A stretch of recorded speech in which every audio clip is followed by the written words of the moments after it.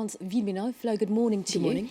We start with the unrest in Ukraine. That's right, and some very controversial photos that a lot of the media is focusing on. These are photos that the Ukrainian government provided to the Organization for Security and Cooperation in Europe last week. And as you can see, the International New York Times is focusing on these photos. Kiev says these photos are evidence that Russia is stoking civil unrest in Ukraine. And if we take a closer look at some of these photos, you'll maybe see what they're talking about. They say these document that the mysterious armed men that have been taking over government buildings in eastern Ukraine, well, the so-called green men are actually Russian military and intelligence forces, according to Kiev. And you can see this man with a beard, for instance. You can see him on the left there. That's a photo that was taken in Georgia in 2008. And the two photos on the right were taken recently in eastern Ukraine, and it appears to be the same man. Now, the U.S. State Department says this evidence is compelling, but it's important to note that the Kremlin, of course, denies any involvement.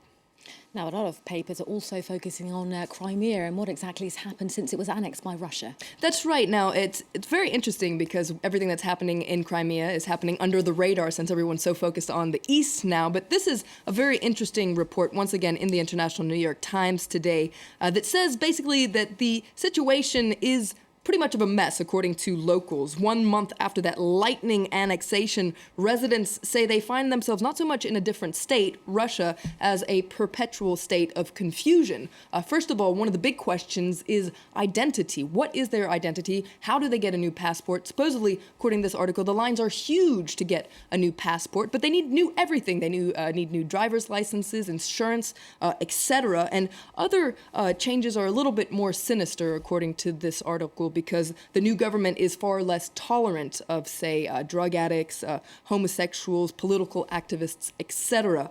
So according to this article, a lot of institutions there are really not working, and the future of the region really remains in jeopardy. And what's the plan? Well, Slate looks at what might be one of Vladimir Putin's plans for the region, at least its economic development, and that's to build casinos in Crimea. Now, this is quite a surprising article that caught my eye, and basically it talks about a draft of a new law that was unveiled in Russia yesterday that basically designates Crimea as a gaming zone. So, according to this article, Moscow appears to have hitched Crimea's economic revival on becoming the Black Sea Sin City. Sin City is, of course, Las Vegas. And according to this article, the plan is to make Crimea less dependent on subsidies coming from Moscow.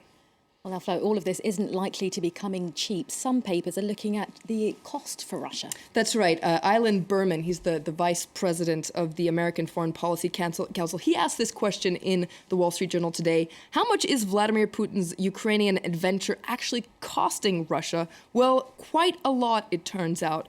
He talks about new estimates from the central bank in Russia that indicate that up to $160 billion in capital will exit the country this year. And he says it's largely due to investment jitters. And he points out that all this comes out at a very bad time for Russia because growth is slowing. And it's proof that there's a real world price associated with these Russian policies.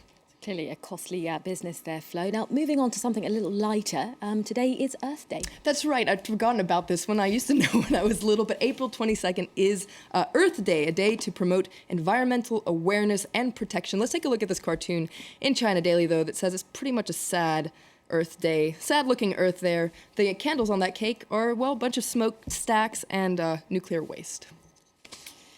OK, and just finally, Slate focuses on a very real petition regarding Justin Bieber and the White House. What's the link? That's right. This is a pretty crazy story, but it's a very true story. In January, Justin Bieber, who's a Canadian pop star, very active in the States, of course, well, he was arrested in Florida for driving under the influence. And shortly after that, a petition was launched on whitehouse.gov. It was called Deport Justin Bieber and Revoke His Green Card. It gathered nearly 274,000 signatures, which definitely hurdled the 100,000 signature benchmark needed for an official White House response. So what did the White House say? Well, it kind of dodged the bullet. To quote their response, it was said, "Sorry to disappoint, but we won't be able to comment on this one." So for now, the Biebs gets to stay. All those signatures But clearly not from believers, were they? OK, Flo, thank you very much for that update of the headlines. Now, coming up, John Paul II, the first and only Polish Pope, has now been canonised as a saint. Our team has been to the town where he was born to find out more about the man who helped bring an end to communism.